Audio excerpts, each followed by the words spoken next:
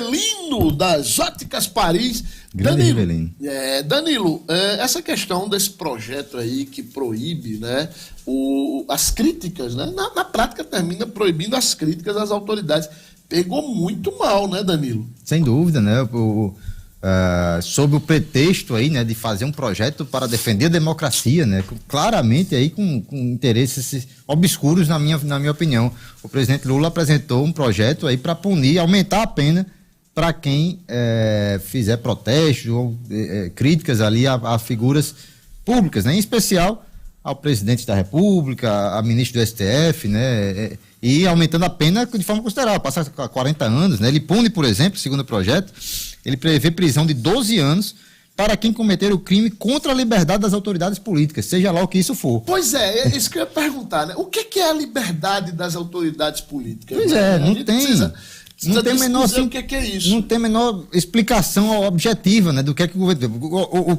Com a regra como essa, tem que passar pelo Congresso, né, tem que ser votado e depois ser sancionado, mas uma regra dessa sendo validada, o que é que o ministro do STF, que é tão criticado aí, pode fazer com manifestantes que forem para a rua simplesmente protestar contra o presidente da República, né? Que, aliás, na democracia isso ainda é permitido. Ou não é mais permitido fazer protesto contra o presidente da República no Brasil? Aí não é democracia, né, Danilo? Pois é, justamente é o caso. É democracia.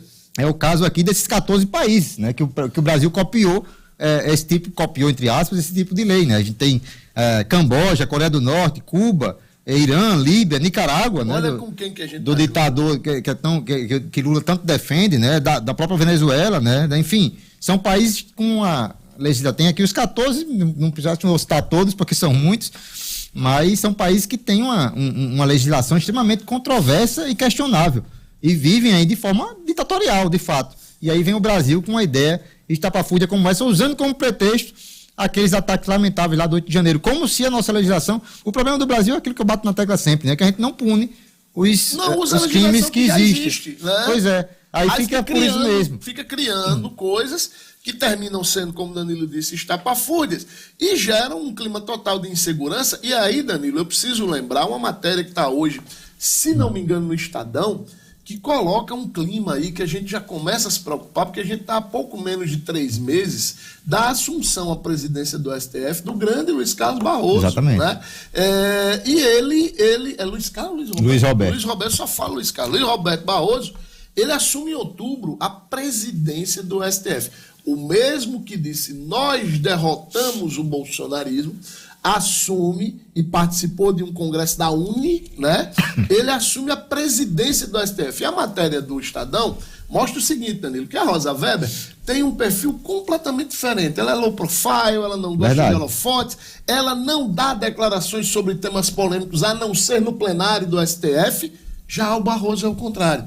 E aí, na hora que você tem uma legislação dessa para ser votada, na iminência também de o Barroso assumir a presidência do STF, há que se preocupar, Danilo. Totalmente, né?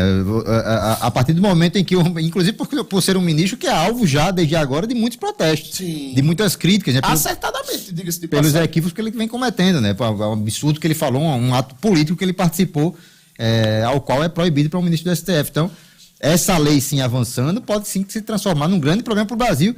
Um Brasil que, com isso, caminha aí, sim, a passos largos para virar um país aí com bastante ditadura, né? É o que está acontecendo com o Brasil.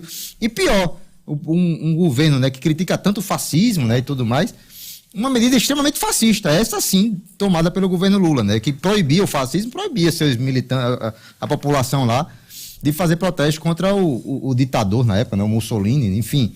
É lamentável tudo que acontece, né? Está por trás disso tudo, né? As medidas que são tomadas, mas o Brasil caminha para uma situação bastante preocupante.